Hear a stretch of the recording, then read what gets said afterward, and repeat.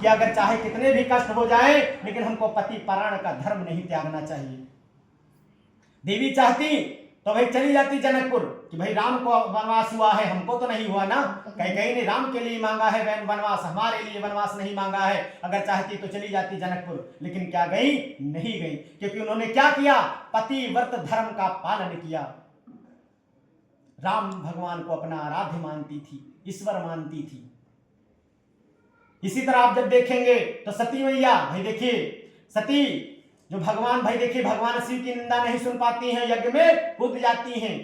किस लिए? क्योंकि अपने पति की निंदा नहीं सुन पाती हैं। और सबको देखिए कितना चेतावनी देती हैं कि सुनहु सभासद सकल मुनिंदा, कहाँ ये सुनहि जिना शंकर निंदा।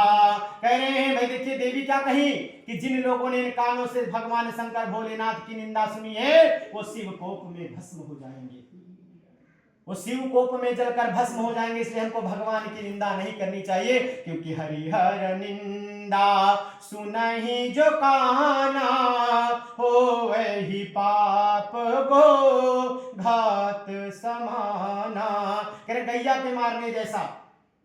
भाई हमको भगवान विष्णु, भगवान भोलेनाथ और संत की निंदा नहीं करनी चाहिए, क्योंकि अगर इन तीनों की निंदा आपने की तो सोचिए गाय को मारने जैसा पाप आपने कर दिया।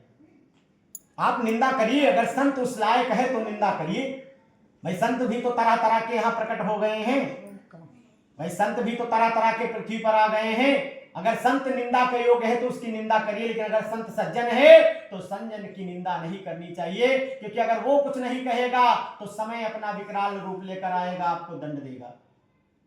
अगर वो सज्जन है, उसने कुछ नहीं कहा आपको अपनी मर्यादा में रहकर, तो अगर सज्जन संत को आपने परेशान किया तो उसका दुख आपको भोगना पड़ेगा भैया। तो इसलिए हमको ये सब काम नहीं करना चाहिए, हमको अपने मन को भगवान में लगाना चाहिए।